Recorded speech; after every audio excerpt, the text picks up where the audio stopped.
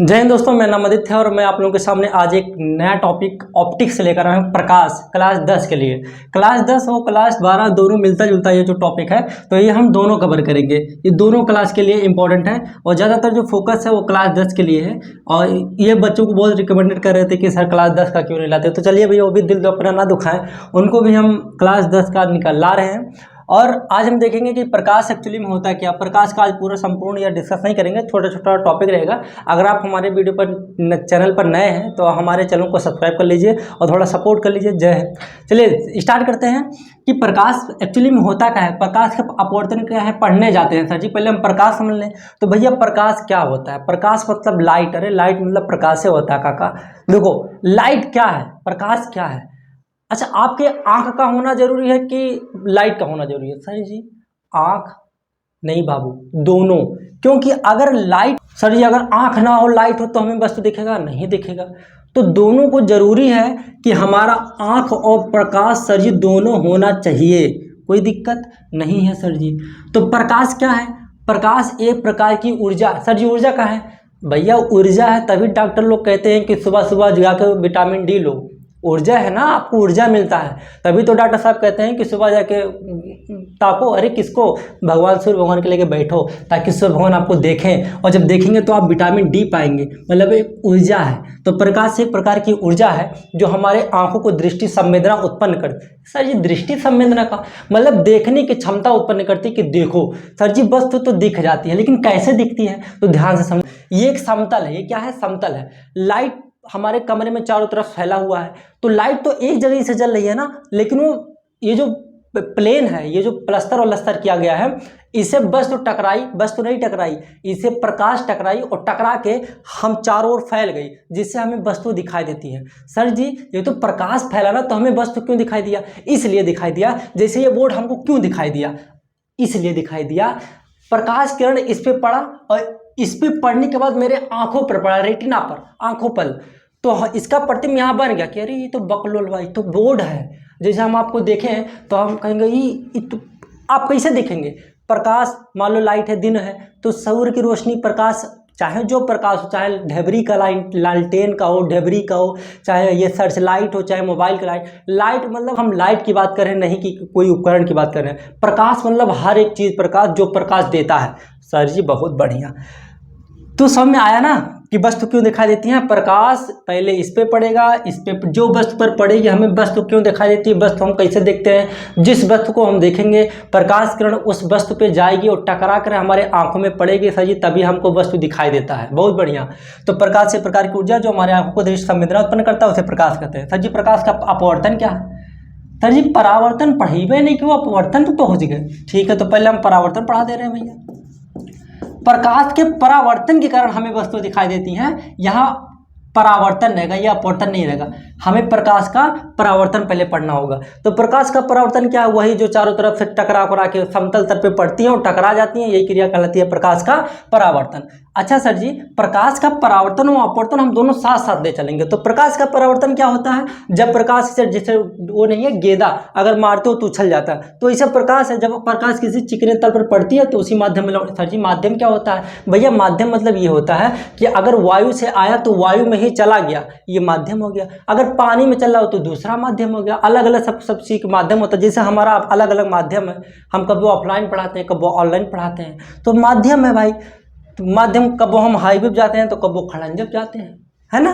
तो अलग अलग सबका माध्यम होता है चलने के लिए। तो सबसे पहले प्रकाश का परावर्तन क्या होता है? जब प्रकाश एक चिकने तल पर पड़ती है तो उस तल से टकरा कर भाग जाती है, यही क्रिया कहलाती है प्रकाश का परावर्तन। ध्यान से सुनो, प्रकाश किरण जो आती हैं, आ से आती हैं और आ से हो जाता है आपतित किरण। आपतित किरण सही है सर जी, बहुत बढ़िया। जो किरणें आती हैं आ से आपतित, और जो टकरा के उसी भाग के माध्यम में भाग गई, लौट के दृष्टि आ गई, तो इसे बोलते हैं परावर्तित। बहुत अच्छी बात है, परावर्तित किरण कहते हैं। बहुत अच्छी बात। सर जी तल है, ये क्या है? तल, लेकिन इसको मैं समतल कर दिया, नीचे प्लस्तर कर दिया। ठीक है, इस जिस बिंदु पर सब लोग मिलते हैं ना उसको कहते हैं आपतन बिंदु। क्या कहते हैं उसे? आपतन बिंदु। उसे क्या कहते हैं भैया? आपतन बिंदु। कोई दिक्कत नहीं है। अच्छा, अगर मैं ऐसे लिख दूँ तो इसको हम नहीं बता सकते कि यहाँ आपतन कोण परावर्तन कोण कहाँ बन रहा है, तो उसको हम अलग करने के लिए हम अपने इच्छा अनुसार एक लाइन खींचते हैं। जैसे सीधा है, ये तल से 90 डिग्री पर है। देखो ये तल से कितने डिग्री पर है, 90 डिग्री पर, जिसे इसे कहते हैं अभिलंब। क्या कहते हैं इसे, अभिलंब। अभि मतलब इसे लंब है, पूरा एकदम इस तल पर एकदम लंब है, इसलिए इसका नाम हो गया अभिलंब। तो ये अभिलंब को हम लिख दे रहे हैं भैया नॉर्मल अभिलंब। ये आपतित किरण और अभिलंब के बीच जो कोण बनता है उसे कहते हैं आपतन कोण। इंसिडेंट रे, आई से मतलब होता है, देखो आपतित किरण को कहते हैं इंसिडेंट, तो ये वो क्या हो जाएगा, आपतन कोण। और भैया ये क्या हो जाएगा, ये हो जाएगा रिफ्लेक्शन रे। कोई दिक्कत नहीं है गुरुजी। तो ये क्या बोलेंगे, परावर्तन कोण, और इसे बोलेंगे आपतन कोण। सर जी नियमों बता दीजिए। तो प्रकाश के परावर्तन के दो नियम, आपतित किरण, परावर्तित किरण तथा आपतन बंध पर खींचा गया अभिलंब, तीनों एक ही तल में होते हैं। ठीक है सर जी। दूसरा नियम क्या है, दूसरा नियम यह है कि कोण आई बराबर कोण आर होता है। कोण आई बराबर क्या होता है, कोण आर। इसका मतलब यह है कि अगर ये 30 डिग्री होगा तो ये भी 30 डिग्री होगा सर जी। बहुत अच्छी बात है, कोई दिक्कत नहीं है।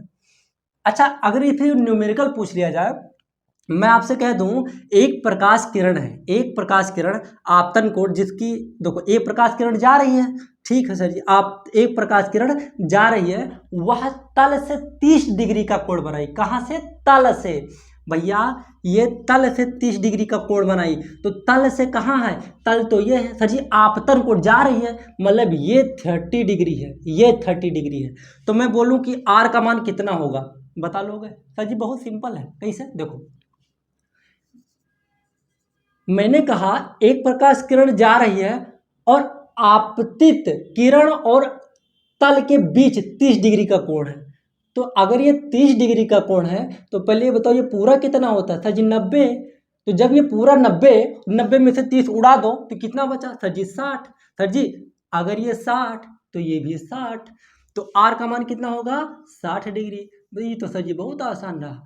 ठीक है, अब मैं आपसे कह दूं कि एक प्रकाश किरण जब जाती है और वह परावर्तित हो जाती है, तो परावर्तित किरण और तल के बीच में 50 डिग्री का कोण है। परावर्तित किरण और तल के बीच कितने डिग्री है, 50 डिग्री का कोण है। ठीक है, तो आपतन कोण का मान कितना होगा, आई का मान कितना होगा सर जी, एकदम सिंपल, पूरा कितना होता है 90, हाई कितना है 50, 90 में से 50 उड़ा दो तो ये कितना बचा सर जी, 40। जब ये 40 तो ये कितना, ये भी 40, क्यों, प्रकाश के परावर्तन के नियम से, तो ये भी हो गया 40। परावर्तन के नियम देखो, अब मैं आपसे क्वेश्चन पूछता हूं कि परावर्तन की स्टडी आसान है कि अपवर्तन की। सर जी परावर्तन अपवर्तन क्या होता है, तो परावर्तन मतलब जो ऊपर आए ऊपर चला जाए उसी माध्यम, उसे कहते हैं परावर्तन। वो अपवर्तन क्या होता है, अपवर्तन मतलब कि वो घुस जाए, दूसरे माध्यम चला जाए। जैसे मान लो, अब एक बात बताओ, परावर्तन की जो आंखों से देखा जाता है उसी पर तो विश्वास किया जाता है। बिल्कुल सर जी बिल्कुल, तो परावर्तन को हम देख लेंगे, उसी माध्यम आया उसी माध्यम में चला गया, तो इसकी स्टडी करना आसान है। लेकिन अगर वही बात हम अपवर्तन की करें तो अपवर्तन क्या होता है गुरुजी, अपवर्तन मतलब ये होता है भाई बुआ कि जैसे मान लो कोई मौका में अपना कोई बात कर रहा है, अब तुम ऐसे झांक रहे हो, फलाने बहू कहा सुना, हमको कुछ कह तो नहीं रहे हैं, उनके घर में का बात हो, तो ऐसे सुनते हो ना, तो मतलब आप एक कल्पना करते हो, आभास होता है आपको, एक वर्ड आता है क्या, आभास। ये होता है भैया आभास। आभास मतलब आप कल्पना करते हो कि हमरे बुराई होता है ना, तो ये होता है आभास। तो आभास हो जाता है अपवर्तन, मतलब आप तो दूसरे कमरे में थे, दीवार के मौका में से झांक रहे हो कि क्या बतवा रहे हैं, तो मतलब ये हुआ कि आप एक माध्यम से थे और आप दूसरे माध्यम में देख रहे हैं, तो अपवर्तन के लिए दो माध्यम होगा। तो बताओ अपवर्तन की स्टडी आसान है सर जी, नहीं, क्यों, क्योंकि आपको वहाँ आभास होता है, पता लगे आपको, आप जाके मम्मी से कह देंगे मम्मी हम पड़ोसी हमको गाली दे रहे थे, और पता लगे वो कोई दूसरा बात कर रहे हो, और मतलब आपको आभास हुआ कि हमको गाली दे रहे थे, तो इसका मतलब ये हुआ कि आपने गलत सोचा। तो आभास जो होता है ना, हमेशा गलत होता है। तो परावर्तन और अपवर्तन समझ गए किसकी स्टडी आसान है, अपवर्तन की, कि परावर्तन की। सर जी परावर्तन की स्टडी आसान है, अपवर्तन की स्टडी आसान नहीं है। सर जी और समझते हैं, जैसे मान लीजिए ऊपर वायु है, ऊपर क्या है, वायु, और नीचे मान लो एक मैंने पानी रख दिया, क्या रख दिया यहाँ पे, एक कंटेनर रख दिया और इसके बीच में मैंने क्या रख दिया, पानी। ठीक है सर जी। अब मैं आपसे कह दूं कि बाबू प्रकाश वायु से बाहर है, सर जी समझ में नहीं आया। अरे बाबू वैसे जैसे मान लो बाल्टी में पानी रख दो, ऊपर से तुम टार्च बारे हो, तो मतलब आपका टार्च किस माध्यम में, वायु में है, और पानी जब जाएगा तो पानी एक अलग माध्यम हो जाएगा। तो मान लो इस माध्यम को एक कहते हैं और इस जल को हम कहते हैं दो। ठीक है, ठीक है सर जी। अब अगर ये प्रकाश किरण इसमें आएगी तो क्या आप ऐसे नाक बंद करके इस पानी में घुस के देखेंगे इसे कि यार प्रकाश किरण कहाँ जा रही है? नहीं, हम कल्पना करते हैं, ऐसे कल्पना करते हैं जैसे मान लीजिए एक सुनसान रास्ता हो और ये बहुत बड़ा भीड़ हो। अब मैं आपसे कह दूं कि भीड़ में दौड़ो, तो आप दौड़ पाएंगे? नहीं, आपको इसे सुटुक सुटुक के जाना पड़ेगा। तो मतलब कि ये जो वायु था, हवा इसमें घूमते हुए आ रही थी, प्रकाश, और जैसे ही इसमें पहुंची तो इसे कहेगी एक्सक्यूज मी, साइड दीजिए, क्या हो जाएगी, सट जाएगी। ठीक है, तो इसे हम ये कहते हैं जब प्रकाश किरण विरल से सघन में जाता है, ये सघन मतलब क्या होता है, गजिन, और विरल मतलब विरल, है ना, दूर दूर, ये सघन मतलब बहुत पास पास। तो जब कोई भीड़ में जाएगा तो सिकुड़ जाएगा, मतलब सिकुड़ के चलेगा। तो हम ये कह सकते हैं जब प्रकाश विरल वायु से सघन में जाता है या विरल से सघन में जाता है तो अविलंब से झुक जाता है। अब मैं उल्टा कह दूं कि अगर, अब बताओ भैया कि अगर मैं नीचे ऐसे लाइट लगा दूं, ऐसे नीचे पानी में ऐसे लाइट रख दूं, तो मैं प्रकाश किरण गया, ये सघन है और ये क्या है, ये विरल है गुरुजी।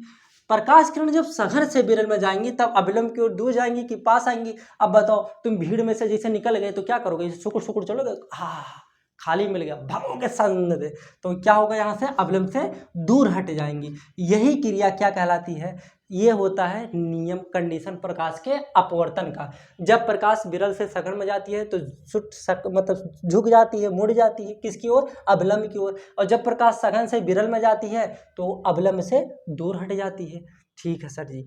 तो ये चीज तो आसान, बताओ किसकी स्टडी आसान है, परावर्तन के कि अपवर्तन के? सर जी परावर्तन की स्टडी आसान है क्योंकि हम आँख से देख सकते हैं, और अपवर्तन की नहीं, क्योंकि सर जी पानी में हम थोड़ी ना घुस पाएंगे, जब तक परियां घुसेंगे तब तक सांस फूल के मर जाएंगे। ठीक है सर जी, ये तो आ गया समझ में। ये जो परावर्तन है, अपवर्तन है, देखो अपवर्तन क्या होता है, आभास में आपको पहले बता दिया। तो कभी कभी क्वेश्चन ये पूछता है कि एक कंटेनर है जिसमें एक ट्यूब है ना, ये एक मान लो टब है, इसमें क्या रखा, एक पेंसिल रखा गया, इसे पेंसिल, तो कहता है इसकी नोक मुड़ जाती है। इसकी जब एक पेंसिल को पानी में रखने पर एक टब में, तो उसकी जो नोक है ना, उसकी तिरछी हुई दिखाई देती है, किस घटना का कारण है? भैया वो बताओ, अगर मैं इसको पानी में डाल दूं तो क्या तिरछा हो जाएगा? नहीं, हम कल्पना करते हैं गुरुजी, आभास होता है। तो आभास क्या कहलाता है, आभास है तो अपवर्तन कहलाता है बबुआ। तो ये क्या उनसे, ये प्रकाश का अपवर्तन के कारण। बहुत सही। कभी कभी क्वेश्चन ये पूछता है कि एक टब में एक सिक्का रखा गया है, वो सिक्का उठा हुआ प्रतीत होता है, किस घटना का कारण है, प्रकाश का परावर्तन की अपवर्तन? अब बता बबुआ, अगर मैं यहाँ सिक्का रख दूं तो क्या वो सिक्का ऊपर हो जाएगा? नहीं ना, हमको आभास होता है। तो आभास की घटना क्या कहलाता है गुरुजी? प्रकाश का अपवर्तन कहलाता है। बहुत अच्छी बात है गुरुजी, बहुत बढ़िया। अब मैं आपसे कह दूं कि अब क्वेश्चन पूछता है सूर्योदय सूर्यास्त के समय जो सूर्य है ना, इसे उठा हुआ प्रतीत होता है, किस घटना? अब सूर्य उठेगा, सूर्य सबका पापा है, क्यों? क्योंकि बीच में है, केंद्र में रहता है, वो उड़ता नहीं है ना, किसी का चक्कर लगाता है। ठीक है सर जी। जैसे मान लीजिए ये एक मतलब एक गोला है, इसमें बीचों बीच में क्या है, सूर्य, और इसके जो पृथ्वी है ना, इस पर इसको इसे चक्कर लगाती है, तो ये थोड़ी ना चक्कर लगाएगा। तो क्वेश्चन क्या कह रहा है, सूर्योदय सूर्यास्त के समय सूर्य उठा हुआ प्रतीत होता है, सूर्य उठेगा? नहीं उठेगा, वो अपने जगह पे एकदम फिक्स है। तो मतलब हमको क्या हुआ, आभास हुआ। आभास की घटना ही, आभास करना ही क्या कहलाता है बबुआ? प्रकाश का अपवर्तन कहलाता है। आई होप कि ये पूरा समझ में आया होगा। अब हम उसमें आपको पीडीएफ भी दे देंगे, और ये थोड़ा और बताना है प्रकाश के अपवर्तन में, वीडियो बहुत बड़ा हो जाएगा, इसलिए इसी पर विराम लगाते हैं और फिर न्यूमेरिकल लाएंगे, चैप्टर खत्म। जय हिंद, जय भारत।